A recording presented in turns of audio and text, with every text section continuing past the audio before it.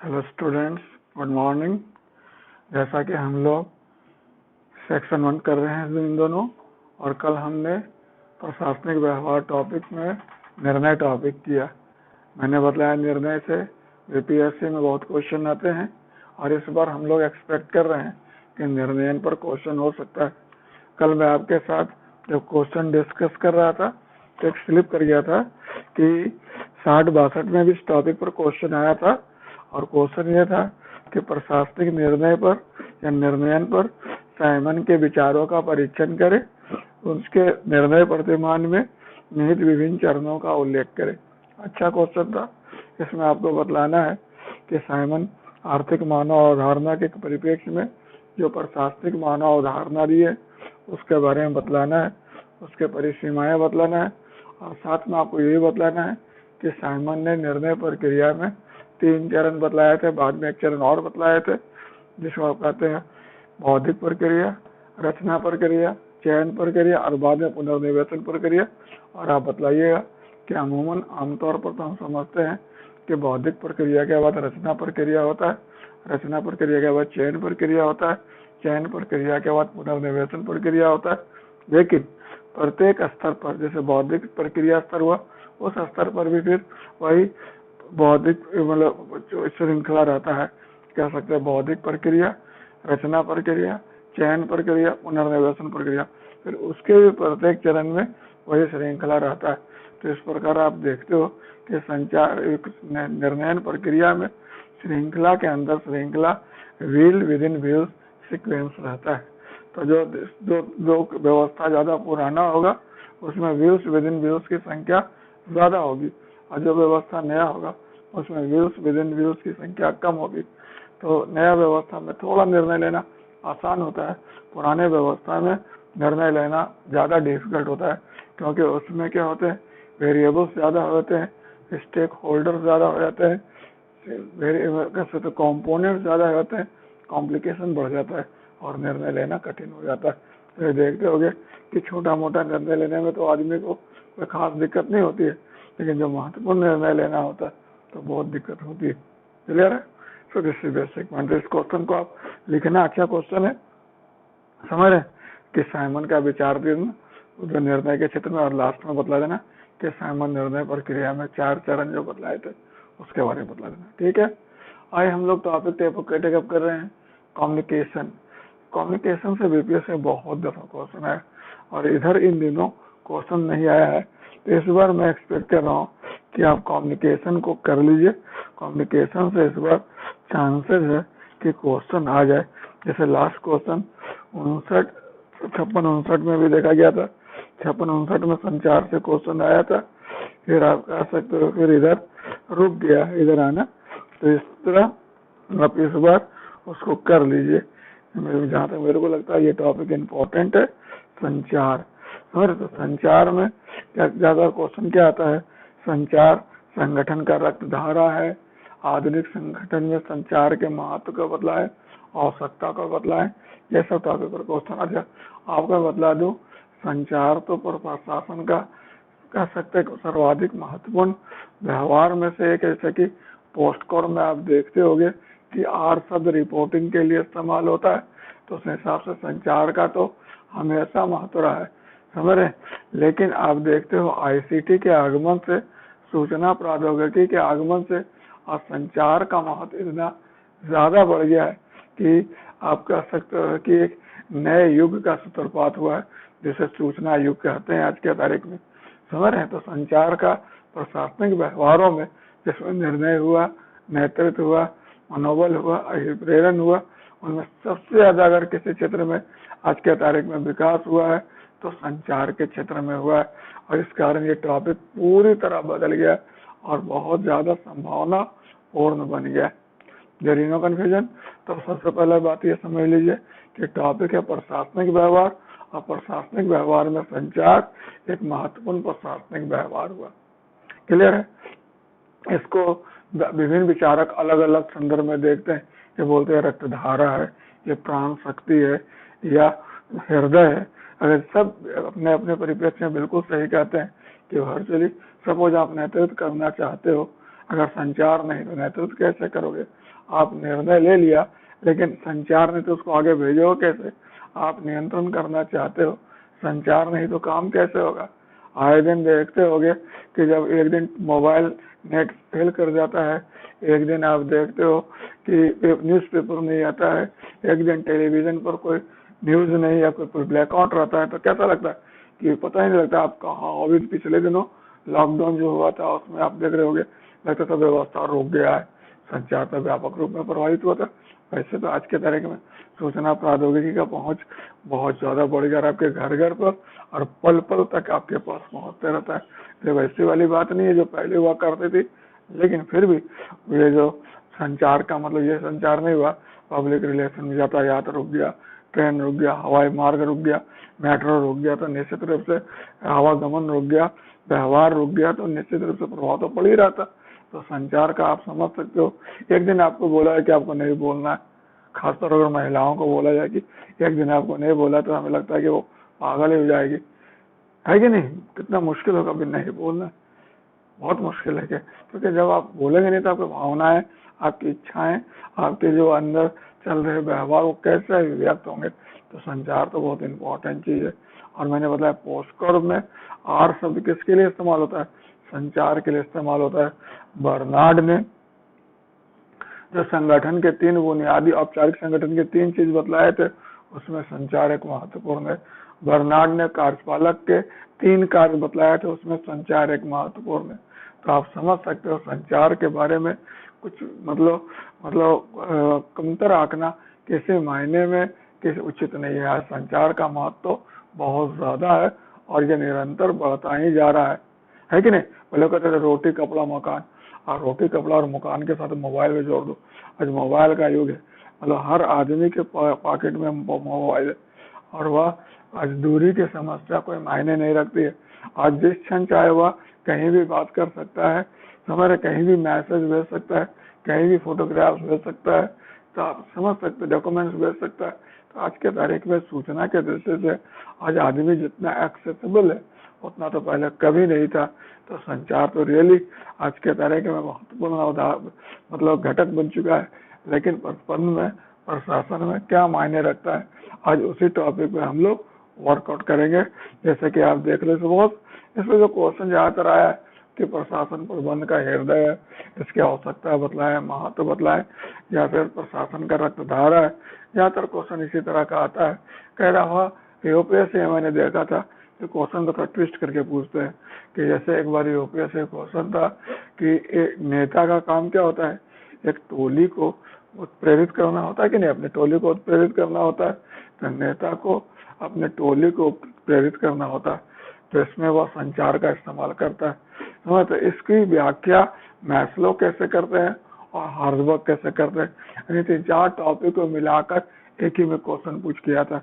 तो इस तरह से क्वेश्चन आता है, तो आप उस तरह से भी समझ लेना, लेकिन पहले इंडिविजुअली सब टॉपिक को समझ ले तो फिर आके व्याख्या करना क्या होगा, आसान हो जाएगा। तो ठीक है, तो हम लोग का टॉपिक शुरू था संचार। संचार को हम संप्रेषण भी कहते हैं, अंग्रेजी में से कम्युनिकेशन कहते हैं। और कम्युनिकेशन वर्चुअली बना किस शब्द से? लैटिन शब्द कम्युनिस से बना, COMMUNIS। कम्यूस का मतलब क्या था?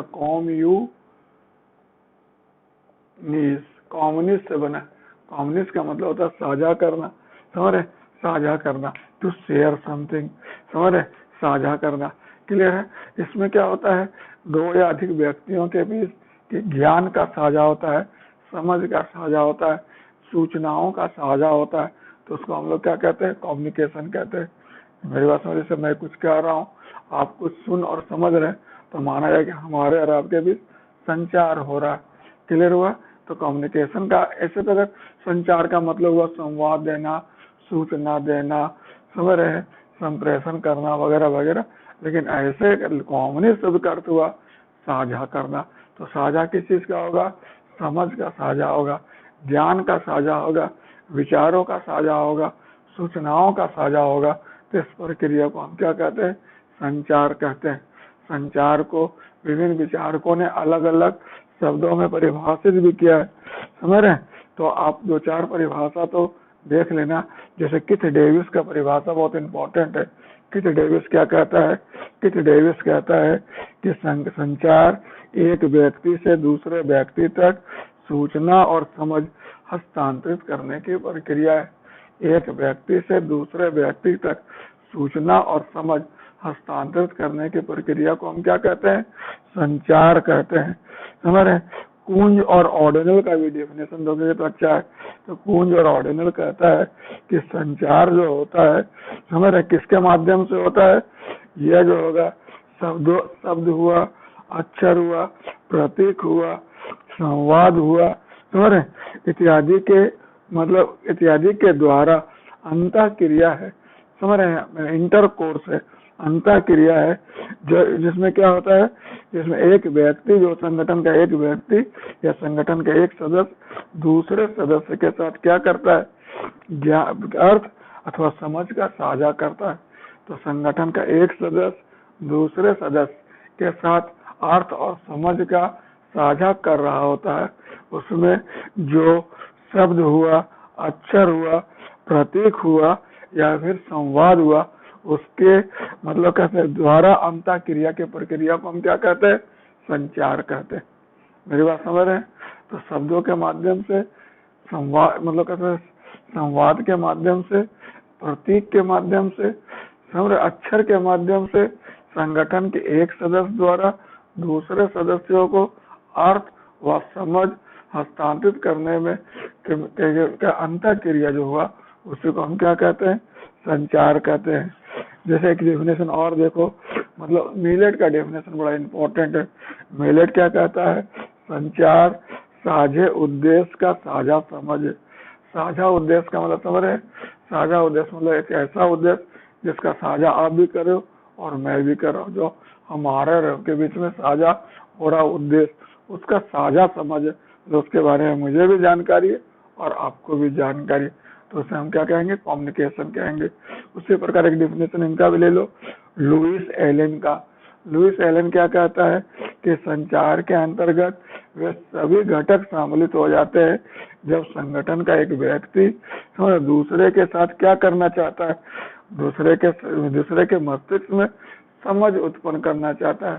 संचार में हम उन सभी घटकों को सम्मिलित करते हैं जो प्रयुक्त होता है एक व्यक्ति द्वारा दूसरे व्यक्ति के मस्तिष्क में समझ उत्पन्न करने में। क्लियर? इसमें कहना, सुनना और समझना का क्या होता है? निरंतर और व्यवस्थित प्रक्रिया संपन्न होता है। इसमें कहना भी होता है, सुनना भी होता है और समझना भी होता है। मैंने आपको कुछ कहा, ये संचार नहीं हुआ। मैंने आपको कहा और आप सुन भी लिए, ये भी संचार नहीं हुआ। हमने कहा, आप सुने और समझ गए और फिर उस समझ को हम दोनों शेयर कर लिया, तो माना जाएगा संचार हुआ। तो इस प्रकार क्या हुआ? संचार में हम उन सभी घटकों को सम्मिलित करते हैं जो प्रयुक्त किसमें होता है? एक व्यक्ति द्वारा दूसरे व्यक्ति के मस्तिष्क में क्या कहने के लिए? कैसे? समझ उत्पन्न करने के लिए जो प्रयुक्त होता है। इसके अलावा और क्या कर सकते हो? पीटर ड्रकर, जो आधुनिक प्रबंध के जनक है, उनका परिभाषा भी ले सकते हो कि किसी उद्यम में हमारे किसी विभिन्न कार्यात्मक इकाइयों का, हमारे किसी उद्यम में विभिन्न कार्यात्मक इकाइयों का एक दूसरे को समझने और एक दूसरे के कार्य और सरोकार समझने की क्षमता को कहते हैं। समझ रहे? जरूर समझे। संचार किसको कहते हैं? किसी उपक्रम में, किसी उद्यम में विभिन्न कार्यात्मक समूह के विभिन्न कार्यात्मक समूह को एक दूसरे को समझने और एक दूसरे के कार्य और सरोकार समझने की क्षमता को कहते हैं। तो इस प्रकार आप देखते हो विभिन्न विचारकों ने कम्युनिकेशन को अलग अलग शब्दों में परिभाषित किया। मिलेट का परिभाषा थोड़ा सहज है कि संचार क्या हुआ? साझे प्रयोजन का साझा समझ। होता है कि नहीं होता है?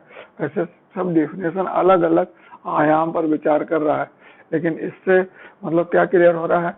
जैसे आप जब संचार बोल रहे हो तो इसमें कम से कम संचार सबसे पहले एक मानसिक प्रक्रिया है, एक मनोवैज्ञानिक प्रक्रिया। समझ रहे? इसमें कम से कम दो व्यक्ति है, एक व्यक्ति है जो कह रहा है और दूसरा व्यक्ति के पास वो पहुंच रहा है। फिर तीसरा क्या देख रहे हो? इसमें भाषा हुआ, शब्द हुआ, अक्षर हुआ, प्रतीक हुआ, ये सब प्रयुक्त होता है। इसमें कहा भी जाता है, सुना भी जाता है और समझा भी जाता है। और सबसे इम्पोर्टेंट क्या है कि समझ स्थापित होना ही इसका केंद्रीय तत्व है। अगर समझ स्थापित नहीं हुआ तो नहीं समझाएगा कि कम्युनिकेशन हुआ। तो साझा समझ स्थापित होना ही वर्चुअली मतलब इसको कह सकते, संचार का मतलब क्या हुआ, समझ स्थापित करना। जब मैं जो बोल समझ रहा हूँ, अगर आप भी उस चीज को समझ रहे हैं तो मतलब हुआ हमारे और आपके बीच कम्युनिकेशन हुआ। समझ आ गया आपको? क्लियर हुआ? कोई कंफ्यूजन है तो बोलिए। तो कंफ्यूजन तो नहीं है। तो संचार का मतलब क्या हुआ, संचार एक महत्वपूर्ण प्रशासनिक व्यवहार है, संचार एक महत्वपूर्ण प्रबंधकीय कार्य है, संचार एक महत्वपूर्ण कह सकते हैं प्रबंध के मतलब प्रबंध में अवधारणा है, जिसमें दो या अधिक व्यक्तियों के बीच किसी भी विषय पर विचार, ज्ञान इत्यादि का शब्द, संकेत, प्रतीक इत्यादि के द्वारा साझा समझ स्थापित किया जाता है। होता है कि नहीं होता है? यह एक निरंतर प्रक्रिया है, यह एक लक्ष्योन्मुख प्रक्रिया है। समझ रहे? इसमें क्या होता है, इसमें जो संकेत हुआ, शब्द हुआ, भाषा हुआ, सब क्या प्रतीक है। और प्रतीक चूंकि हम दोनों इस बात को समझ रहे हैं तभी ये संचार पूरा हो रहा है। समझ रहे हैं? मतलब कभी कभी आप देखते हो इस प्रतीक को अगर हम शेयर ना करें, साझा ना करें, तो हो सकता है मैं वो अर्थ बोल रहा हूँ, आप अनर्थ समझ लो। ऐसा भी होता है। जैसे फिल्म तारे जमीन पर देखा था आपने, तारे जमीन पर जो बच्चे पर जो फिल्म बनाया गया था, उसमें क्या था कि जो बच्चा था वो समझ उसका उल्टा होता था। वो हम जो जिस तरह 7 को समझते 7 को उल्टा समझता था, उसमें मार्क्स कट जाता था उसका एग्जाम में। समझ? तो ये बड़ा इम्पोर्टेंट है कि संचार एक निरंतर प्रक्रिया है, एक लक्ष्योन्मुख प्रक्रिया है, एक कह सकते हो गतिशील प्रक्रिया है, एक मनोवैज्ञानिक प्रक्रिया है। इसमें कम से कम 2 व्यक्ति इस्तेमाल होंगे और इसमें क्या होगा, शब्द, भाषा, संकेत इत्यादि क्या होता है, मतलब प्रतीक के रूप में इस्तेमाल होता है। क्लियर है?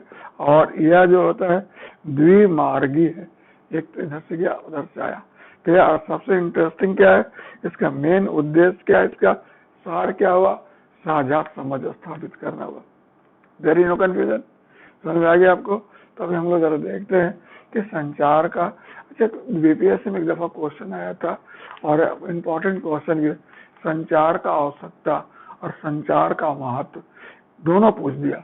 तो संचार का आवश्यकता और संचार का महत्व अगर आ गया तो क्या समझोगे, आवश्यकता क्या होता है और महत्व क्या होता है। मतलब आवश्यकता से महत्व का ताल्लुकात है, जो जितना आवश्यक है उतना महत्वपूर्ण है। मानते इस बात को? जैसे जल जीवन है, जैसे वायु हुआ, हवा हुआ, भोजन हुआ, ये सब आवश्यक है, इसलिए महत्वपूर्ण है। अभी आप लॉकडाउन में देख रहे होगे, ये बहुत बेहतर ढंग से समझ में आ गया कौन आवश्यकता है और कौन ज्यादा महत्वपूर्ण है। अभी जो सरकार ने लॉकडाउन लागू किया, समझ रहे ना, तो लॉकडाउन जो लागू किया, उस लॉकडाउन में जिस तरह से वस्तुओं को क्लोज किया और जिस तरह से खोल रहा है, उससे तो मैस्लो का आवश्यकता सोपान प्रतिमान बेहतर ढंग से समझ में आ रहा है कि नहीं आ रहा है? कि सबसे अंतिम में वो आवश्यकता को खोला जाएगा जो आत्म सिद्धिकरण या फिर कह सकते हो स्व यथार्थीकरण का होगा। जैसे कोचिंग वगैरह का, चाहे शिक्षा संस्थाओं को सबसे अंतिम में खोला जाना। और सबसे पहले किसी को बंद, किस आवश्यकता को बंद नहीं किया गया, तो भौतिक आवश्यकता को, शारीरिक आवश्यकता को, भोजन पानी की आवश्यकता, उसको तो बंद किया ही नहीं गया। लॉकडाउन था उस समय भी यह खुला ही था, भोजन पानी कभी बंद नहीं किया गया, वो हमेशा चालू रहा। मेरी बात समझ रहे कि नहीं समझ रहे? तो अब क्या यहाँ पता लगता है कि ये आवश्यक है, अति आवश्यक है, इसके बगैर व्यक्ति का अस्तित्व संभव नहीं है। अगर 1 महीना स्कूल नहीं जाएंगे तो चलेगा, लेकिन 1 महीना अगर कोई खाएगा नहीं तो मर ही जाएगा। 1 महीना क्या, सप्ताह नहीं खाएगा तो बीमार पड़ जाएगा, और हो सकता है बहुत कमजोर रहा तो मर भी सकता है। होता है कि नहीं होता है? तो बड़ा इंपॉर्टेंट है। तो समझ आए, आवश्यकता और महत्व। जैसे संचार को ना, मतलब आप देख सकते हो पोस्ट कोर, मैंने भी आपको बतलाया, पोस्ट कोर में आर शब्द किसके लिए इस्तेमाल हो रहा है, रिपोर्टिंग के लिए इस्तेमाल होता है। और रिपोर्टिंग का संबंध किससे है, यहाँ संचार से। तो आप देख लो, आप योजना बनाओ, आप संगठन स्थापित करो, आप कार्मिक प्रबंधन करो, आप बजट बनाओ, आप लोक नीति बनाओ, आप लोक नीति को लागू करो, आप आपदा प्रबंधन करो, आप समझ रहे हैं कि कल्याण प्रशासन, विकास प्रशासन, कोई भी काम करो, बगैर संचार का हो सकता है? होगा ही नहीं होगा। तो मतलब संचार के आवश्यकता को हम व्यापक परिप्रेक्ष्य में समझ सकते हैं। संचार का कानून और व्यवस्था में क्या हो सकता है, संचार का हमारे कल्याण प्रशासन में क्या हो सकता है, संचार का विकास प्रशासन में क्या हो सकता है, संचार का आपदा प्रबंधन में क्या हो सकता है। पूरा का पूरा संचार पर ही आपदा प्रबंधन का खेल चलता है। होता है कि नहीं होता है? आपदा आने वाला है इसकी सूचना संग्रह करना, लोगों को उसकी जानकारी देना, लोगों को वहां विस्थापित करना, वही सुरक्षित जगह ले आना, समझ रहे, उनके लिए बेसिक सुविधाएं उपलब्ध कराना, सब तो संचार पर ही चलता है। तो बिना संचार का तो आज के तारीख में आप जीवन की संकल्पना कर ही नहीं सकते। मोबाइल का तो युग है आज के तारीख में। और सवेरे उठता है एक व्यक्ति जो हाथ में मोबाइल लेता है, रात में सोने के समय ही छोड़ता नहीं, तो दिन भर मोबाइल पकड़े रहता है और दिन भर उसे चिपके रहता है, और विभिन्न आवश्यकता उसके वन वे और अदर वे मोबाइल से जुड़े हुए पूरे होते भी। क्लियर है? So this is basic point. तो संचार का आवश्यकता समझ में आया आपको, और संचार का महत्व, तो महत्व तो आपको मैंने बताया कि संचार का महत्व तो बहुत चूंकि आवश्यक है इसलिए महत्वपूर्ण है, और विभिन्न विचारकों ने इसके महत्व का अच्छा खासा गुणगान भी किया। जैसे आपका पीफनर क्या कहता है, पीफनर कहता है कि संचार प्रबंध का हृदय। क्लियर है? और मिलेट क्या कहता है, यह प्रशासनिक संगठन का रक्तधारा। ये क्या दोनों स्टेटमेंट क्या कर रहा है, संचार की आवश्यकता के बारे में बोल दे रहा है या महत्व के बारे में बोल दे रहा है? महत्व को बोल दे रहा है कि रक्तधारा है, ये हृदय है। समझ रहे? उसी प्रकार आप देख लो, ये क्या कह सकते हैं, पीटर ड्रकर क्या कहता है कि ये आधारशिला, फाउंडेशन है, संचार के आधारशिला है। नॉर्बर्ट वीनर क्या कहता है कि संचार सीमेंट के समान है। सीमेंट समझ जो मकान बनाता है, समझ रहे? फिर उसके बाद टेरी क्या कहता है कि संचार स्नेहक के भांति है, लुब्रिकेंट है, जो कुशल कार्य संचालन सुनिश्चित करता है। तो हृदय बोलो, संचार रक्तधारा बोलो, समझ रहे, प्राण शक्ति बोलो, आधारशिला बोलो, फिर आप लुब्रिकेंट बोलो या सीमेंट बोलो, ये सब क्या चीज है, क्या सत्ता बोलो, सब ये इसके महत्व को दर्शाते हैं। क्लियर है? क्योंकि इतना आवश्यक है, इतना महत्वपूर्ण है, इतना आवश्यक है, इतना प्रासंगिक है, इस मतलब इतना अपरिहार्य है कि आज के तारीख में संचार के बगैर तो कुछ बोलना ही बेकार है कि नहीं? संचार के बगैर कुछ तो हो ही नहीं सकता। इसलिए देखते होंगे जितने प्रशासन के विचारक भी हुए, वे लोग भी संचार के क्षेत्र में बहुत विचार दिए। जैसे उदाहरण के तौर पर हम लोग पुराने शास्त्रीय विचारक हेनरी फेयल का नाम यहाँ ले सकते हैं। तो हेनरी फेयल पद सोपान अवधारणा दिया था, लेकिन पद सोपान अवधारणा जब उन्होंने दिया तो उन्हें लगा कि पद सोपान में विलंब स्वाभाविक रूप से हो सकता है, तो विलंब, लेकिन संगठन में तीव्र संचार की आवश्यकता है और उसको कोई नजरअंदाज नहीं कर सकता। इसीलिए गैंगप्लैंक अवधारणा हेनरी फेयल ने दिया कि विषम परिस्थिति में एक व्यक्ति या दो व्यक्ति औपचारिक मतलब जो पद सोपान की श्रृंखला को लांग कर सीधा संपर्क भी कर सकते हैं। तो गैंगप्लैंक का मतलब क्या होता है, स्तर लांघना, यानी लेवल जंपिंग के विशिष्ट परिस्थिति में दो भिन्न स्तर सीधा संपर्क स्थापित कर सकते हैं। उसी प्रकार चेस्टर बर्नार्ड बहुत इंपॉर्टेंट है। मैंने आपको क्या बताया, चेस्टर बर्नार्ड के विचार में संगठन जो होता है वह औपचारिक, ये संगठन कब अस्तित्व में आता है, जब व्यक्ति संपर्क में आते हैं, समझ रहे हैं, और किसी साझा लक्ष्य प्राप्त करने के लिए, समझ रहे, साझा लक्ष्य प्राप्त करने के लिए, समझ रहे, संचार करते हैं और सहयोग देने के लिए इच्छावान हो जाते हैं, तो संगठन अस्तित्व में आता है। तो संचार के लिए क्या क्या चीज होना चाहिए, एक उद्देश्य होना चाहिए, एक संचार होना चाहिए और सहयोग करने की इच्छा होनी चाहिए, तो संचार संगठन आ गया। फिर उसी प्रकार बर्नार्ड ने अपनी पुस्तक फंक्शन ऑफ एग्जीक्यूटिव में कार्यपालक के कार्य बतलाए। तो कार्यपालक का कार्य है लक्ष्य निर्धारित करना, फिर दूसरा संचार स्थापित करना, और तीसरा यह सुनिश्चित करना कि प्रत्येक अपने हिस्से का काम बेहतर ढंग से करे। तो इस प्रकार संचार बर्नार्ड के विचार में संगठन का सर्वोपरि कार्य हो गया, सर्वाधिक महत्वपूर्ण कार्य हो गया।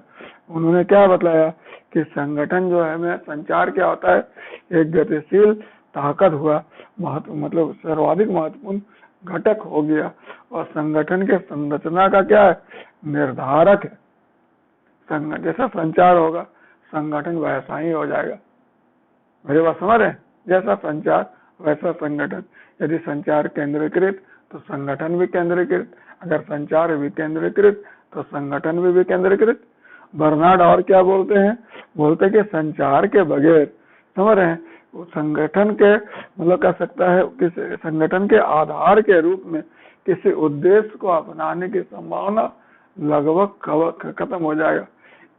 कि संचार के आधार पर ही, संचार के सहयोग से ही, संचार के माध्यम से ही संगठन किसी उद्देश्य को अपनाता है और उस पर कार्य करता है। समझ रहे? तो इसका मतलब क्या हुआ, बर्नार्ड बोलते हैं कि संचार क्या है, संगठन का आंतरिक व्यवस्था का निर्धारण करता है, स्वरूप का निर्धारण करता है, उद्देश्य या औचित्य का या उसके कार्य करने का आधार प्रदान करता है। तो बगैर संचार के बर्नार्ड के विचार में संगठन की संकल्पना संभव नहीं है कि नहीं? तीन चीज यही है और उसमें एक चीज घट गया तो संचार का ही बनेगा, कभी नहीं। उसी प्रकार आप हर्बर्ट साइमन का भी ले लो। हर्बर्ट साइमन भी संचार के क्षेत्र में महत्वपूर्ण योगदान दिया। समझ रहे? उनका क्या कहना है कि बगैर संचार का निर्णय कैसे होगा, है कि नहीं? तो वैसे संचार व माध्यम है, जैसे निर्णय क्या होता है, एक व्यक्ति से दूसरे व्यक्ति तक क्या होता है, संगठन में पहुंचता है। तो इसलिए अगर संचार नहीं तो संगठन भी नहीं होगा और न ही मतलब क्या कह सकते हैं समूह द्वारा व्यक्ति के व्यवहार को प्रभावित करने की कोई संभावना होगी। समझ रहे? तो मतलब no communication, no decision making, no organization. तो बर्नार्ड साइमन तो और ज्यादा एक कदम आगे बढ़ के संचार की महिमा मंडन क्या है, महिमा का बखान क्या है, और उन्होंने इस प्रक्रम में अनौपचारिक संचार के बारे में बताया कि संचार के जो अनौपचारिक स्वरूप होता है बड़ा इम्पोर्टेंट होता है। उसको उन्होंने क्या कहा, उनको उसने जन प्रवाह कहा, अंग्रेजी में ग्रेपवाइन कहा। समझ? और कहा कि यह क्या होता है, जनमत के बैरोमीटर के भांति होता है। जैसे सोशल मीडिया आज के तारीख में आप जानते होंगे, सोशल मीडिया बहुत इम्पोर्टेंट है। क्यों बहुत इम्पोर्टेंट बताइए? क्योंकि जनता का जो मनस्थिति है वह सही मायने में वही रिफ्लेक्ट करता है। क्या जो संचार के औपचारिक माध्यम है वो तो बहुत फिल्टर है, वो तो बहुत बिका हुआ है, बटा हुआ है, बहुत अभिनति से प्रभावित है। वो कभी निष्पक्ष सूचना नहीं देता, कभी पूर्ण सूचना नहीं देता। तो सोशल मीडिया उस कमी को क्या करता है, पूरा करता है। तो देखते होंगे जितने वर्ल्ड लीडर हैं वे सब सोशल मीडिया को तवज्जो देते हैं, उसकी बात को सुनते हैं, उस पर कार्रवाई करते हैं और उसके अनुसार अपना व्यवहार करते हैं। तो सोशल मीडिया बहुत इम्पोर्टेंट है। समझ रहे? वो एक्चुअल सिचुएशन बतला रहे, जो लोग सोचता है और वो उसको औपचारिक संचार माध्यम कभी इंटरटेन नहीं कर सकता। इस हिसाब से संचार का महत्व बहुत ज्यादा होता है, खासतौर पर अनौपचारिक संचार का। किसके विचार में? हर्बर्ट साइमन के विचार में।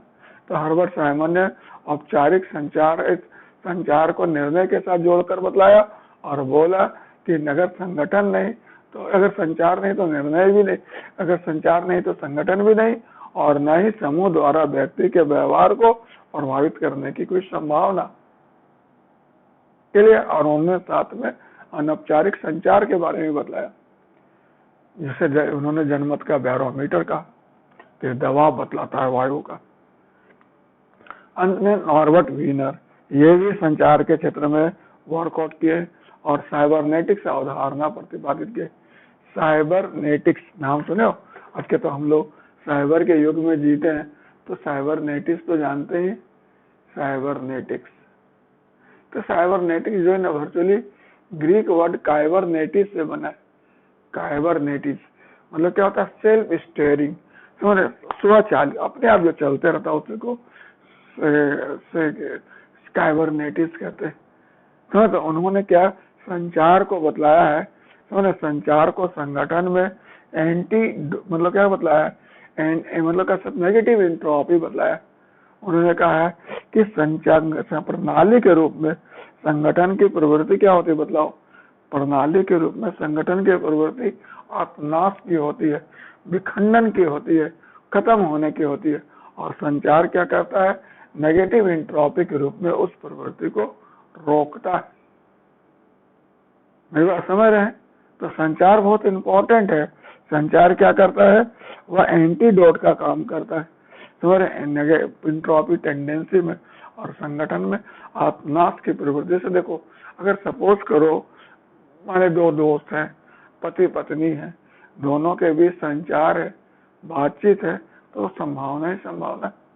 अगर दोनों के बीच संचार रुक गया तो क्या होगा, फिर तो वकील आएगा और दोनों के बीच डाइवोर्स कराएगा। दो दोस्त के बीच अगर संचार रुक गया तो फिर मतभेद, लड़ाई झगड़ा ही होगा। भारत और पाकिस्तान के बीच संचार रुक गया और रुक जा गया तो फिर क्या होगा, लड़ाई होगा और क्या होगा। तो संचार बहुत इंपॉर्टेंट है। संचार क्या कहता है, अपना जैसे देखते होगे विश्व का कोई भी देश, विश्व का कोई भी जाति, विश्व का कोई भी समुदाय अगर संचार के दृष्टि से टूट गया, अलग थलग हो गया तो फिर अपनाश की ओर हो जाता है। एरोप्लेन जो उड़ रहा है, समझ रहे, अगर वो अपने कंट्रोल रूम से कांटेक्ट छोड़ दिया तो फिर भगवान पता नहीं वो कहाँ जाएगा और खत्म ही हो जाएगा। होता है कि नहीं होता है। युद्ध की भूमि में देखते होगे तो दुश्मन का टारगेट क्या रहता है, संचार तंत्र को विध्वंस करना। संचार तंत्र विध्वंस हो गया फिर तो ग्रुप अलग थलग पड़ा, फिर उसको टारगेट करना बड़ा आसान हो जाता है। क्लियर है? आज देखते दुश्मन सबसे पहले स्ट्राइक करता है संचार तंत्र पर ही। क्लियर है? तो बड़ा इंपॉर्टेंट है ये। आज के इसकी महत्व बहुत बढ़ गया कि संचार क्या करता है, नेगेटिव एंट्रोपी काम करता है और संगठन में जो अपनाश की प्रवृत्ति है, विखंडन की प्रवृत्ति, उसको क्या करता है, रोक देता है। Clear? There is no confusion. अब हम लोग देखते हैं संचार प्रक्रिया। संचार प्रक्रिया जटिल प्रक्रिया है। मैंने बोला ना, केवल कहने से संचार नहीं हो जाएगा, सुनने से भी नहीं होगा। कहना, सुनना और समझना तीनों अगर हुआ तभी संचार होगा। जब तक आप समझे नहीं तब तक संचार नहीं। तो संचार एक जटिल प्रक्रिया है, कई चरणों में होता है, इसमें बहुत सारे घटक इन्वॉल्व होते हैं। तो एक मैं डायग्राम बना, इसके तहत आपको बतलाने की कोशिश किया कि सबसे पहला कौन होता है, नंबर 1 में कौन होता है, संप्रेषक होता है।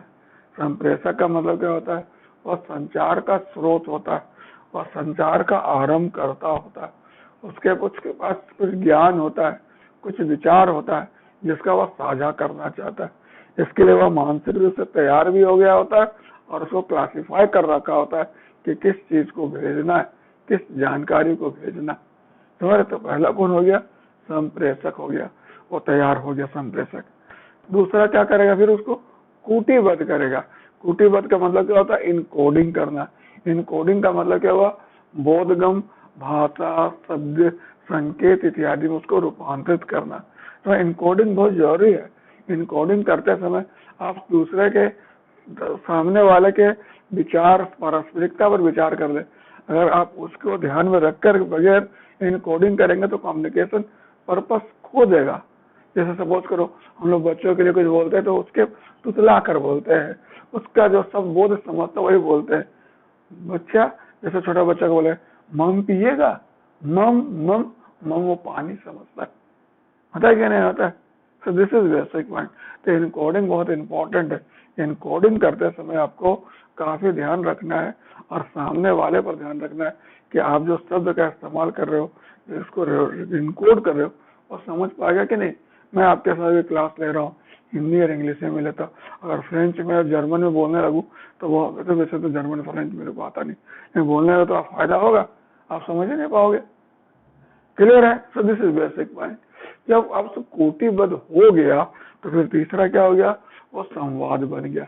एक भौतिक वस्तु है जो अब संचरण करने की स्थिति में हो गया। मेरी बात सुन, इन्वेलप बन गया, पापा ने लेटर लिख दिया, अब पेस्ट करके तैयार हो गया। अब उसको एक स्थान से दूसरे स्थान तक जाने के लिए क्या चाहिए, माध्यम चाहिए। माध्यम बड़ा इंपॉर्टेंट चीज होता है।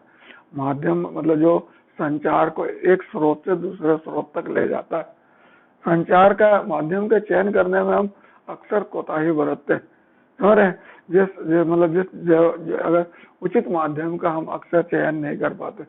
अगर तत्काल अगर संवाद भेजना है तो उसके माध्यम अलग होंगे, और अगर विस्तृत संचार भेजना है, संवाद भेजना, तो उसके माध्यम अलग होंगे। तो ये चीज को ध्यान में रख कर हम लोग को माध्यम का चयन करना चाहिए। फिर क्या हुआ, पांचवा अभिग्राही। अभिग्राही का मतलब क्या हुआ, दूसरा इंड हुआ, वह उसको क्या क्या भौतिक रूप से प्राप्त कर लिया। जो संवाद आपने भेजा था उसको भौतिक रूप से उसने प्राप्त कर लिया, रिसीव कर दिया। मेरी बात, वो व्यक्ति भी हो सकता है, व्यवस्था भी हो सकता है, आदमी ना बैठा हो, कोई सिस्टम बैठा हो, कोई बॉक्स रखा हो, उसमें आप लेटर डाल दीजिए, क्लियर है। तो उसने रिसीव कर लिया, फिजिकली वो रिसीव कर लिया। फिर लास्ट में क्या करेगा, डिकोड करेगा। डिकोडिंग बड़ा इंपॉर्टेंट है कि जो आपने इनकोड किया था उसको डिकोड करेगा, उसको खोलकर उसके अर्थ को समझने की कोशिश करेगा।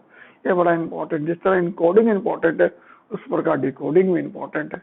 इसमें सामने वाले का मनस्थिति, उसका इतिहास संबंध का कैसा रहा, कैसा उसका मतलब पृष्ठभूमि है, सब पर विचार करना पड़ेगा। जैसे आप देखते हो, अगर पाकिस्तान से कोई लेटर इंडिया में आएगा तो भारत सरकार जो उसको डिकोड करेगा तो बड़ा सावधानी से करेगा।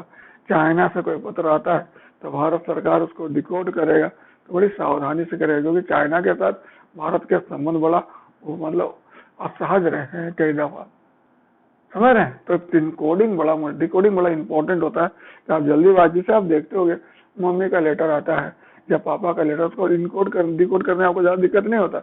लेकिन जो कोई नया लेटर आता है, सरकारी लेटर आता है, तो 4 बार पढ़ते हैं, समझते, तब डिकोड होता है ढंग से, होता कि नहीं। अब क्या हुआ, डिकोड हो गया। अब पुनर्निवेशन, इसको पुनर्निवेशन को हम प्रतिसंचार कहते हैं। प्रतिसंचार मतलब संचार इधर से शुरू होगा और इधर उल्टा पहुंचेगा। और ये किस चीज का द्योतक है, इस चीज का द्योतक है संचार के पूर्णता का और संचार के शुद्धता का। मेरी बात समझ रहे हैं। ये कहाँ से शुरू होगा, अभिग्राही से शुरू होगा और कहाँ पहुंचेगा, संप्रेषक तक पहुंच जाएगा। जैसे एक्नॉलेजमेंट आप कहते हो, समझ रहे हैं, फॉलो अप कहते हैं जिसको हम कहते हैं, समझ रहे हैं। There is no confusion. आज के तक जो जैसे आप चाहते हो कोई चीज रजिस्ट्री भेजना कि नहीं, उसको पहुंचा कि नहीं पहुंचा, ये जानना हमारे लिए आवश्यक है। तो उसके लिए क्या होता है, जैसे आप देखते हो मैसेज देखते होगे तो मैसेज वक्त में लिखा है रिसीव्ड, अनरिसीव्ड वगैरह, होता है कि नहीं। तो अनरिसीव मतलब आप श्योर हो गए वो उसके पास पहुंच चुका है, क्लियर है। उन्हें फीडबैक आपको मिल गया। और लास्ट मैंने 8 नंबर बोला, इसको कहते हैं कोलाहल। कोलाहल का मतलब नॉइज होता है, यह संचार को प्रभावित करता है किसी भी लेवल पर। इस लेवल पर भी कर सकता है, इस लेवल, किसी भी लेवल पर क्या कर सकता है, वो संचार को बाधित कर सकता है। मेरी बात समझ रहे हैं। वो 2 प्रकार का हो सकता है, भौतिक भी हो सकता है और मतलब कह सकते हैं आंतरिक और बाह्य। आंतरिक हुआ जो मनोवैज्ञानिक कारण से हो रहा है, और बाह्य क्या हो रहा है, जो भौतिक कारण से हो रहा है। छोटा लिखावट है, खराब लिखावट है, खराब मौसम, ये सब भौतिक कारण होगा। लेकिन मुझे सुनने की इच्छा ही नहीं है, मेरा ध्यान आज लग ही नहीं रहा है, तो इसको क्या कहेंगे, आंतरिक बाधा कहेंगे। अवधान का अभाव होना, आंतरिक बाधा। छोटा छोटा लिखा होना या खराब लिखा होना चाहिए, अस्पष्ट लिखा होना, और मौसम खराब होना, कड़कड़ा रहा है, वो भौतिक हो जाएगा। तो दोनों प्रकार के संचार होते, बाधा, और वो संचार के किसी भी चरण को क्या कर सकते, प्रभावित कर सकते। तो संचार समझ में आया आपको। 8 चरण, संप्रेषक, कुटीबद्ध, संवाद, माध्यम, फिर अभिग्राही, फिर विकुटीबद्ध, फिर पुनर्निवेशक और अंत में कोलाहल, जो संचार को प्रभावित कर रहा है। Clear, there is no confusion. अब हम लोग देखते हैं संचार कितने प्रकार का होता है। तो संचार तो कई प्रकार का होता है, जैसे हमने यहाँ मोटा मोटी 2 प्रकार बांट दिया, औपचारिक और अनौपचारिक। जो संगठन के औपचारिक माध्यम से संपन्न हो रहा है उसको औपचारिक कहते हैं, और जो व्यक्तिगत स्तर पर हो रहा है, व्यवहारिक स्तर पर हो रहा है, उसको हम लोग क्या कहते हैं, अनौपचारिक कहते हैं। औपचारिक, अनौपचारिक, क्लियर। जैसे PIB, press bureau, press trust bureau, सरकार का अभी देखते हुए चैनल से आते हैं, तो क्या है, औपचारिक, अनौपचारिक। जैसे विदेश मंत्रालय का, गृह मंत्रालय का, स्वास्थ्य मंत्रालय का अधिकारी बैठे रहते हैं और डेली कोविड-19 पर एक ब्रीफ देते हैं, वो क्या हुआ, औपचारिक हो गया। मेरी बात समझ रहे हैं, देयर इज नो कन्फ्यूजन। और जो मीडिया में, सोशल मीडिया में बहुत गलत सलत मनगढ़ंत सूचना जो क्या अनौपचारिक हो गया। हाँ, जैसे सोशल मीडिया पर जो मैसेज होता है आधा तक 99% तो गलत ही रहता है, होता है कि नहीं? तो बहुत सारा गलत सलत भी रहता है, लेकिन कभी कभी बहुत सारा पूर्ण भी रहता है। क्लियर है? उसका इस्तेमाल के ऑफिशियली तो कम से कम नहीं किया जाता है, और वो मुख्य रूप से इस्तेमाल नहीं होता है, वो सप्लीमेंट के रूप में इस्तेमाल हो सकता है, संचार के पूरक के रूप में इस्तेमाल हुआ। औपचारिक संचार भी आप देखते होंगे कई प्रकार का होता है। हमने इसको दो वर्गों में बांट दिया, आंतरिक संचार और बाह्य संचार। संगठन के अंदर ही अगर संचार हो रहा है तो आंतरिक कहेंगे, और दो संगठनों के बीच या संगठन और जनता के बीच अगर संचार, उसको बाह्य संचार, इसको जनसंपर्क भी कह सकते हो, बाह्य संचार को जनसंपर्क भी कह सकते हो। क्लियर? अब आंतरिक संचार को हमने दो वर्गों में बांट दिया, तीन वर्गों में, ऊर्ध्वाधर, समस्तरीय और आर्य तिरछे। अगर पद सोपान के क्रम में हो रहा है तो उसको ऊर्ध्वाधर कहेंगे, एक ही पद स्तर पर दो पद के बीच में हो रहा है तो समस्तरीय कहेंगे, और फिर अगर दो भिन्न पद स्तर के बीच में हो रहा है तो उसको आर्य तिरछे कहेंगे। क्लियर है? फिर हमने आपको बताया कि ऊर्ध्वाधर को मैंने दो वर्गों में बांट दिया, अधोमुखी और ऊर्ध्वमुखी। वो अधोमुखी का मतलब जो नीचे जा रहा है, ऊर्ध्वमुखी मतलब जो ऊपर जा रहा है। जैसे रिपोर्ट ऊपर से नीचे जाता है कि नीचे से ऊपर जाता है? रिपोर्ट नीचे से ऊपर जाता है, और डायरेक्शन ऊपर से नीचे आता है। वरिष्ठ से अधीनस्थ की तरफ जाने वाला वो अधोमुखी हो गया, और अधीनस्थ से वरिष्ठ की तरफ जाने वाला ऊर्ध्वमुखी हो गया। ज्यादातर कौन होता है? अधोमुखी ज्यादा होता है, ऊर्ध्वमुखी भी होता है, कभी कोशिश किया जाता है दोनों तरफ, लेकिन जहां तक न्यूज जो ऑफिस में संगठन में इस्तेमाल होगा, वरिष्ठ लोग आदेश देते रहते हैं, ये डायरेक्टिव वो डायरेक्टिव, और सबॉर्डिनेट लोग भी अपना रिपोर्ट भेजते हैं, रिक्वेस्ट करते हैं, अपील लगाते हैं, हमारे रिक्वेजिशन भेजते हैं, तो अपना भेजते रहते हैं, समझ रहे हैं? कंप्लेन करते हैं अगर कोई दिक्कत हुआ तो ये दोनों हुआ। तो इसमें संचार, इस औपचारिक और अनौपचारिक में क्या फर्क है ये आपको पता होना चाहिए। ये औपचारिक माध्यम से होता है या अनौपचारिक माध्यम से होता है, यह प्राधिकृत होता है या व्यवहारिक होता है, या आधिकारिक कार्यों में प्रयुक्त होता है, या उसका पूरक हो सकता है। और इसे आप डायग्राम से दिखला सकते हो, इसको कोई डायग्राम वगैरह से नहीं दिखला सकते हो। यह जो होता है विश्वसनीय होता है, और ये क्या होता है? अविश्वसनीय। इसमें अस्थिरता का अभाव होता है, फ्लेक्सिबिलिटी का अभाव होता है, समझ रहे हैं? क्लियर है? औपचारिक। फिर इस ऊर्ध्वाधर संचार और ऊर्ध्व संचार, ये दोनों में क्या फर्क हुआ? अधोमुखी संचार और ऊर्ध्वमुखी संचार में, अधोमुखी संचार में जो ऊपर से नीचे की तरफ जा रहा है और जो नीचे से ऊपर जा रहा है, इसके माध्यम से क्या होता है? ऊपर वाला से नीचे डायरेक्टिव जाते हैं, ऑर्डर जाते हैं, समझ रहे हैं? इंस्ट्रक्शन जाते हैं, और इसके माध्यम से रिक्वेस्ट जाते हैं, अपील जाते हैं, रिक्वेजिशन जाते हैं, कंप्लेंट जाते हैं। क्लियर है? ये ज्यादा कमांडिंग रहता है, ज्यादा प्रभावी रहता है, ये थोड़ा स्लो एंड स्लगिश रहता है। इसमें त्रुटि का चांसेस ज्यादा था, कहीं फंस गया कोई, ऊपर ध्यान नहीं देता, ये ऊपर वाले से नीचे तो बड़ा आराम से आता है। इसलिए दोनों इस्तेमाल होते हैं। फिर और भी संचार के कई रूप हो सकते हैं, जैसे एकल संचार, जैसे आप कह सकते हो ना, एकल मार्गी संचार और बहुमार्गी संचार, द्विमार्गी संचार। जैसे हम लोग रेडियो में न्यूज सुनते हैं, वो एकल मार्गी, वो बोल रहा है और आप सुन रहे हो। और क्लास क्या होता है? द्विमार्गी होता है, आप वो कह रहे हैं, आप सुन रहे हो और आप पूछ भी सकते हो, द्विमार्गी हो गया। तो ऐसा पुनर्निवेशन होता है तुरंत, उसको हम द्विमार्गी कहते हैं, जिसमें पुनर्निवेशन का व्यवस्था है, एकल मार्गी कहलाता है। तो एकल मार्गी थोड़ा व्यवस्थित होता है, कम समय में बहुत ज्यादा जानकारी देता है, और द्विमार्गी शुद्ध तो होता है, पूर्ण होता है, लेकिन थोड़ा सा टाइम टेकिंग होता है और थोड़ा अव्यवस्थित टूट जाता है बीच बीच में। क्लियर है? तो संचार का एक रूप ये भी हुआ, एकल मार्गी और बहुल मार्गी, दो द्विमार्गी। फिर संचार का एक रूप और भी हो सकता है, और मौखिक और लिखित। लिख कर जो दे रहे हो वो लिखित हो गया, और बोल कर जो दे रहे हो मौखिक हो गया। आज के ऑफिस में दोनों तरह का इस्तेमाल होता है, लेकिन ज्यादातर तो लिखित ही इस्तेमाल होता है। और सप्लीमेंट के रूप में क्या होता है? मौखिक रूप में होता है। लिखित का रिकॉर्ड रहता है, मौखिक का रिकॉर्ड नहीं रहता है। लिखित में स्थिरता रहती है, स्थायित्व रहता है, मौखिक में वो नहीं रहता है। लिखित थोड़ा धीमा धीमा होता है, मौखिक तत्काल होता है कि नहीं होता? दोनों होता है। ये सब डिफरेंस जो है ना, आपको पता होना चाहिए। क्या क्या डिफरेंस है? 3 को डिफरेंस मैंने बताया, औपचारिक अनौपचारिक के बीच में, दूसरा ऊर्ध्वाधर और अधोमुखी और ऊर्ध्वमुखी के बीच में, और फिर तीसरा मतलब मौखिक और लिखित के बीच में।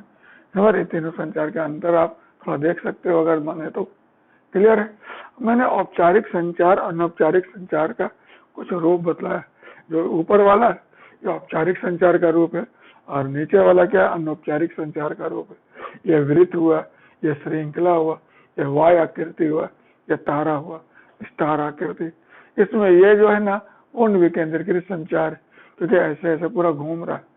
इसको कह सकते हो पूर्ण केंद्रीकृत संचार, तो इसमें ये जो बीच में जो है ना वो सब संचार को इंटरसेप्ट करता है।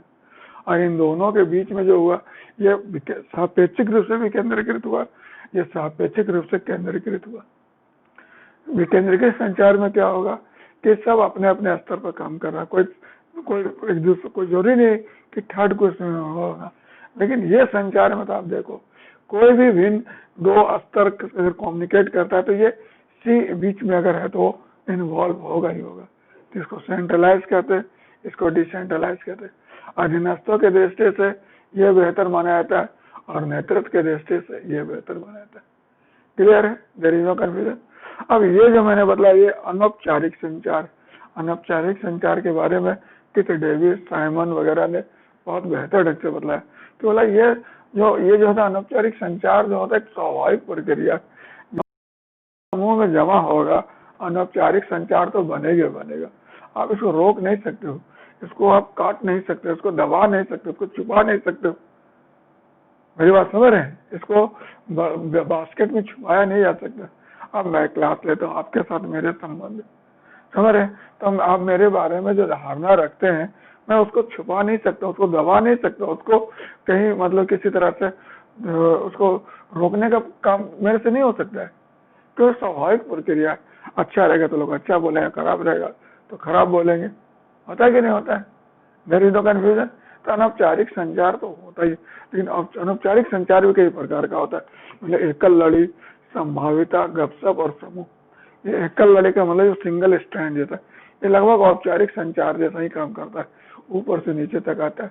ये इस्तेमाल किया जाता है कोई चीज का प्रयोग करने के लिए, किसी चीज को लागू करने में अगर कोई जोखिम हो और आपको डर लग रहा हो कि इसको लागू करने से कहीं पता नहीं क्या नुकसान होगा, तो आप इसका इस्तेमाल करके बिना इसे लागू किए भी आप इसके प्रभाव को जान सकते हो। तो इसको एकल लड़ी कह सकते हैं। जैसे एसपी ने एएसपी को बोला, डीएसपी ने एएसपी को बोला, इंस्पेक्टर को बोला, इंस्पेक्टर ने सब इंस्पेक्टर को बोला, कांस्टेबल को बोला, और पूरे संगठन में बात चली गई और सब लोगों ने अपने अपने प्रतिक्रिया दे दिया। और फिर प्रतिक्रियाओं का संग्रह करके देखा जाएगा प्लस में ज्यादा है कि माइनस में ज्यादा, तो आप इससे पता लगा सकते हो कि इसको लागू करना ठीक होगा या नहीं।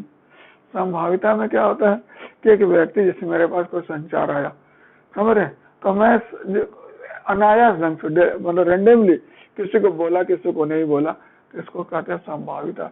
जैसे मैंने 66वां या 67वां बीपीएससी आने वाला, मेरे को जानकारी मिली तो मैं सबको बोलूंगा, कोई जरूरी नहीं, याद आ गया तो बोल दिया, नहीं याद आया तो छोड़ दिया।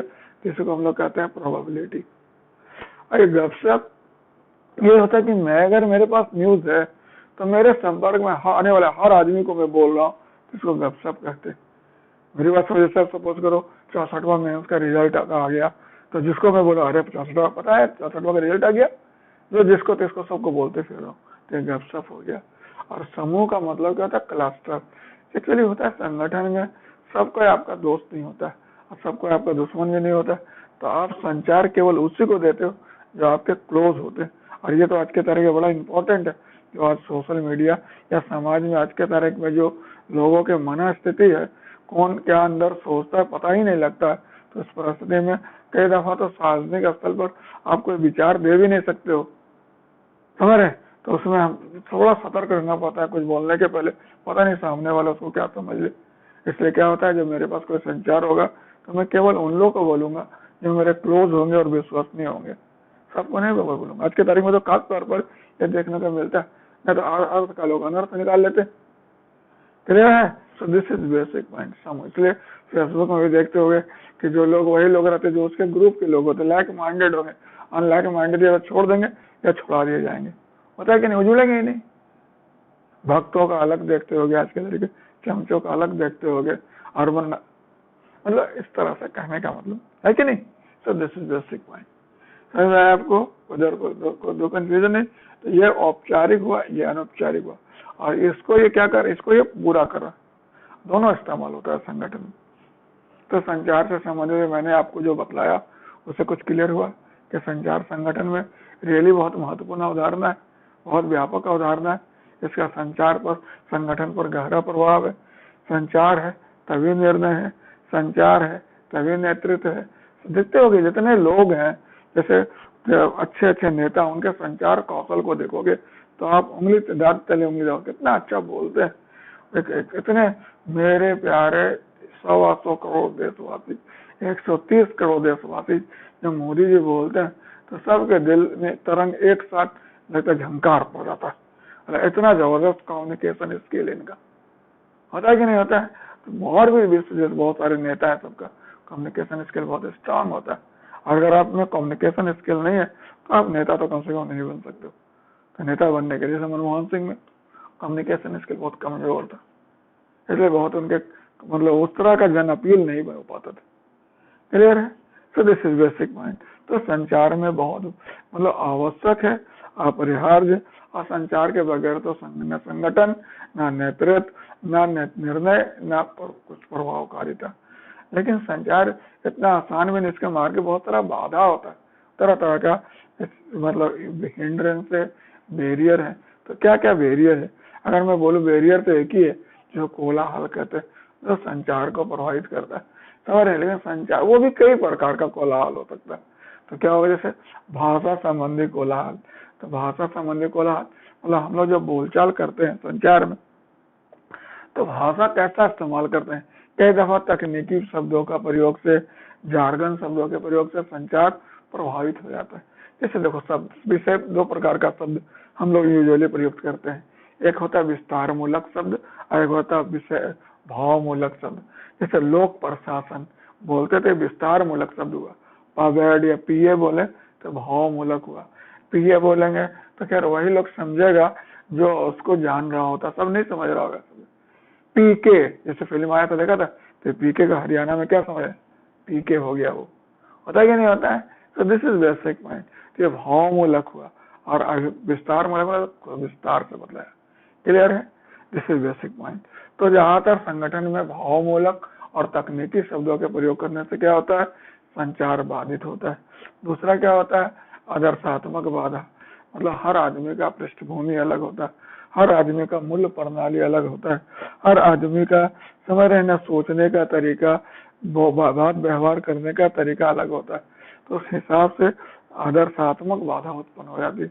मैं कुछ बोल रहा हूँ, आप कुछ समझ रहे हो, तो ये भी होता है। इसको आइडियोलॉजिकल बैरियर कहते हैं, क्योंकि सबका अलग अलग हिसाब किताब होता है। मेरे पास सबका पृष्ठभूमि अलग है, सबका शिक्षा दीक्षा अलग है, सबका सोचने का तरीका अलग है। फिर क्या होता है, फिर और बहुत सारे बाधा होते हैं। फिल्टरिंग जिसको हम लोग कहते हैं। तो फिल्टरिंग में क्या होता है, जानबूझ के, इसमें हम लोग जानबूझकर पूरा संचार देना नहीं चाहते, कुछ संचार को रोक देते हैं या दुष्प्रभावित कर देते हैं अपने उद्देश्य को साधने के लिए। मनोवैज्ञानिक बाधा ही हुआ एक तरह से। कैसे बदलाव, जैसे देखो सिगरेट का प्रचार देखोगे, शराब का प्रचार देखोगे, शेयर का प्रचार देखोगे, तो शेयर जोखिम का विषय वस्तु है, वो तो तुम छोटा छोटा दिख रहा है। लेकिन जो जैसे देखो 1 रुपया में टीवी घर ले आइए और उसके आगे की स्टार लगा रहेगा, कंडीशन अप्लाई।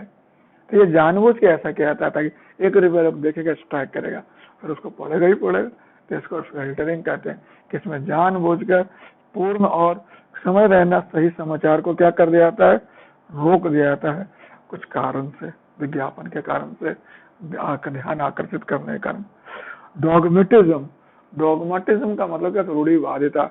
यह भी होता है आपके अंदर कुछ विश्वास बैठा हुआ है, आपके अंदर कुछ धारणा बैठा हुआ है जो आपको पूर्ण और अतिरिक्त जानकारी लेने से रोकता है, जो आपसे उससे भिन्न होता है।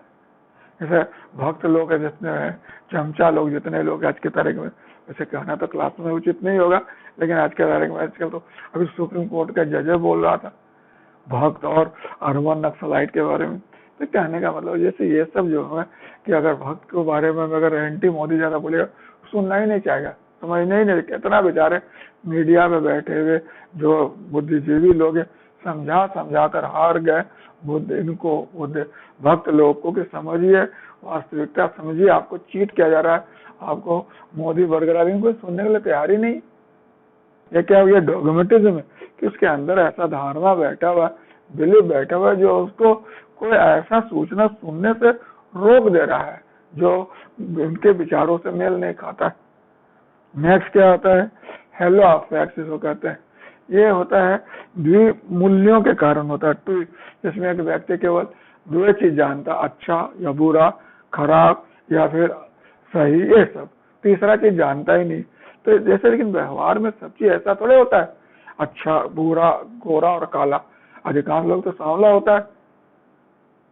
अच्छा बुरा, सही गलत, ये सब केवल आप दो चीज देख रहे हो, घोड़े के आंख के जैसे, इधर और इधर, बीच वाला देख ही नहीं रहे हो। तो इससे संचार जो सही होता है उसको समझने में और व्याख्या करने में क्या होता है, दिक्कत होता है। और लास्ट होता है स्टीरियोटाइपिंग। इसके किसके वजह से होता है, मतलब ये होता है वर्चुअली एक्सपेक्टेशन के वजह से। आपके अंदर कोई विश्वास बैठा हुआ है, पर उम्मीद ऐसी बैठी हुई है जो क्या कर रहा है, जो आपको आपके अंदर बैठी हुई जो सूचनाओं का वर्गीकरण करने में या उसका व्याख्या करने में वो हेल्प नहीं कर रहा, बाधा उत्पन्न कर रहा है। और कह सकते हैं आपके विचार प्रत्याशा के द्वारा, समझ रहे हैं ना, मतलब आपके अंदर बैठा हुआ आप पर्याप्त चेतना कर सकते हो, आप पर्याप्त ज्ञान कर सकते हो, और इसके द्वारा जो प्रत्याशा बैठा हो, इस कारण संचार यदि बाधित हो रहा है तो इसको हम लोग क्या कहते हैं, स्टीरियोटाइपिंग कहते हैं। मेरी बात समझ, बहुत लोग को पैकेज समझ में नहीं आ रहा होगा। क्यों नहीं पैकेज समझ आ रहा होगा, क्योंकि क्या लाया है, तो लोन टाइप का। सर हम लोग को चाहिए रोटी, कुछ पैसा दो हाथ में खर्च करने के लिए। तो ये स्टीरियोटाइपिंग लोगों को मतलब राहत पैकेज का मतलब केवल हार्ड कैश देना है, जिससे virtually you can enjoy money and waste after all, फिर वही ढाक के दो पात हो जाओ। और ये जो पैकेज है ये कुछ इस तरह इंफ्रास्ट्रक्चर डेवलपमेंट करने के लिए, ताकि आपको बार बार हाथ फैलाने की जरूरत ना रहे। कितना शर्मनाक बात है कि 70 साल हमारा देश के विकास का हो गया, लेकिन हम अभी भी एक बड़े आबादी 95% आबादी हमारा अभी अनौपचारिक क्षेत्र में मतलब काम कर रहा है, श्रम का। उसको रजिस्ट्रेशन, उसको कोई सिक्योरिटी नहीं है, उसको कोई एक सप्ताह खाना अपने लेवल पर नहीं खा सकते। कैसे अभी तक क्या विकास हुआ, क्या उसको आप रजिस्टर नहीं कर पाए, उसको आप जानते ही नहीं कि वो वर्चुअली क्या। अगर सपोज कि ये जो प्रॉब्लम हुआ, ये प्रॉब्लम इसलिए कि सरकार को जानकारी ही नहीं है कि वर्चुअली कितना वर्कफोर्स हमारे यहाँ है, कितने लोग काम किस क्षेत्र में करें, पता ही नहीं था। और अचानक फ्लॉपिंग होने लगा तो सरकार को समझ में आया कि बहुत इंपॉर्टेंट कि इसको औपचारिक रूप में ढाला जाए। मेरी बात समझ, तो ये सब, इसके अलावा और भी बहुत सारा हो सकता है। इच्छा शक्ति का अभाव, संगठन का बड़ा आकार, सांस्कृतिक बाधा, पुनर्निवेशन संबंधी बाधा, समझ रहे ना। उसके बाद संचार के उचित साधन का अभाव, बहुत सारे बाधा। अगर मोटा मोटी बोले जाए तो संचार के बाधा को हम लोग 3-4 वर्गों में बांट कर सकते हैं। भौगोलिक बाधा नंबर 1, दूसरा कर सकते हो मनोवैज्ञानिक बाधा, तीसरा कर सकते हो, तीसरा कर सकते हो विषयगत बाधा, वो संचार से संबंधित हो सकता है, कंटेंट से संबंधित हो सकता है, समझ रहे हैं। उसके बाद आप क्या कर सकते हो, भाषा संबंधी बाधा। तो ये सब 4-5 वर्गों में। सांस्कृतिक बाधा, समझ रहे हैं, तो ये सब भौगोलिक बाधा, भौतिक बाधा, सांस्कृतिक बाधा, समझ रहे हैं, भाषा संबंधी बाधा, ये सब 4-5 वर्गों में बांटकर इसके हम व्याख्या कर सकते हैं। क्लियर है, देयर इज नो कन्फ्यूजन। तो संचार आपने देखा बड़ा इंपॉर्टेंट है, संचार के बगैर कोई काम होगा ही नहीं, इसलिए संचार तो दुरुस्त रहना जरूरी है। तो इस संदर्भ में एक संगठन का प्रभावकारिता इस बात निर्भर करता है कि कितना इफेक्टिव कम्युनिकेशन उसके से यहाँ काम कर रहा है। तो इस संदर्भ में बहुत विचारक अपने अपने पॉइंट भी दिए। जैसे आप यहाँ मिलेट को कह सकते हो कि मिलेट एक प्रभावी संचार के कुछ सिद्धांत बतला दिए कि एक अच्छे संचार में ये सब गुण होना चाहिए। संचार प्रभावी होगा तभी संगठन भी इफेक्टिव होगा। तो एक अच्छे प्रभावी संचार को स्पष्ट होना चाहिए, नंबर 1। दूसरा कंसिस्टेंट होना चाहिए, स्थिर होना चाहिए। तीसरा पर्याप्त होना चाहिए। चौथा समयबद्ध होना चाहिए। 5वां एक समान होना चाहिए। 6वां लोकशील होना चाहिए। और 7वां स्वीकार्य होना चाहिए। समझ रहे? मतलब समय बद, अगर अभी सूचना की जरूरत है, आप 2 दिन के बाद बदलाओगे तो पर्पस होगा? कोई पर्पस नहीं होगा। तो समयबद्ध होना चाहिए, स्पष्ट होना चाहिए, स्थिर होना चाहिए, पर्याप्त होना चाहिए, समझ रहे? एक समान होना चाहिए, लोकशील होना चाहिए और स्वीकार्य होना चाहिए, एक्सेप्टेबल होना चाहिए। फिर उसी प्रकार टैरी भी कुछ बतलाया कि मतलब आप किसी को अगर कोई जानकारी दे रहे हो, सूचना दे रहे हो, संचय, पहले तो उससे खुद अपने आप को अवगत हो लो, और जब तक आप खुद नहीं जानोगे तो दूसरा क्या बतलाओगे? नंबर 1। नंबर 2 कि आप जाना माना, मतलब पहले विश्वास स्थापित करो, रेपो डेवलप कर लो, उसके बाद कम्युनिकेट करो। तीसरा क्या है? अनुभव का एक पृष्ठभूमि बना लो, कुछ बैकग्राउंड बनाकर फिर कम्युनिकेशन करो। फिर जाना पहचाना शब्दों का इस्तेमाल करो। फिर पृष्ठभूमि पर विचार करो, कहाँ बात करो, किससे बात करो, ये आपको ख्याल होना चाहिए। सामने वाले का ध्यान हमेशा आकृष्ट करने का प्रयास करते रहो, उदाहरण वगैरह का इस्तेमाल करो, और तुरंत प्रतिक्रिया मत दो, थोड़ा सोचो, रुको, थोड़ा सामने वाले सोचने दो, सामने वाले तब प्रतिक्रिया दो। तुरंत अगर रिएक्शन करोगे तो गलत हो जाएगा, पर्याप्त नहीं होता। समझे? उसके बाद कुछ और भी है कि सब कुछ मतलब आप ना मतलब सबके कुछ डिस्टिंग्विश करो, जानने की इच्छा और जानने की आवश्यकता के बीच में अंतर आपको पता होना चाहिए। समझ रहे? फिर संदर्भ किसको कहते हैं, परामर्श किसको कहते हैं, समझ रहे? सलाह, इस सब के बीच में अंतर आपको समझ हो, इसके बीच अंतर होना चाहिए। फिर सुनिए सब चीज, लेकिन मतलब सबका समाधान मत किए, कुछ को छोड़ दिए ताकि वो मैनेज किया जा सके, लेकिन अनावश्यक चीज को रेक्टिफाई कर दिए। तो ये कम्युनिकेशन का बहुत स्ट्रॉन्ग, आप देखते हो कम्युनिकेशन जो करते हैं इस क्षेत्र में पारखी होते हैं, उनको पता होता है क्या तरीका अपनाया जाए जिससे कम्युनिकेशन इफेक्टिव बना रहे। मेरी बात समझ रहे हैं? और अगर आपके पास आज के तारीख में कम्युनिकेशन स्किल है तो आप तो कम्युनिकेशन इज अथॉरिटी। अगर मिलेट कहता है कि संचार ही सत्ता है तो कोई गलत नहीं है। अगर आपके पास संचार है तो आप सत्ता संपन्न है, आप प्रभुत्व संपन्न है, आप प्रतिष्ठित है, आप बिल गेट्स हैं, आप कुछ भी है। होता कि नहीं? तो दिस इज वेरी इंपॉर्टेंट चीज कि मार्क जुकरबर्ग तो जो फेसबुक के मालिक है, और भी बहुत सारे चीज हो सकते हैं। तो संचार का वर्तमान में बहुत अधिक आवश्यकता है, संचार का बहुत अधिक महत्व है, और आने वाले दिनों में साइबरनेटिक युग में और अधिक इसका महत्व डिजिटल एरा में और बढ़ने वाला है।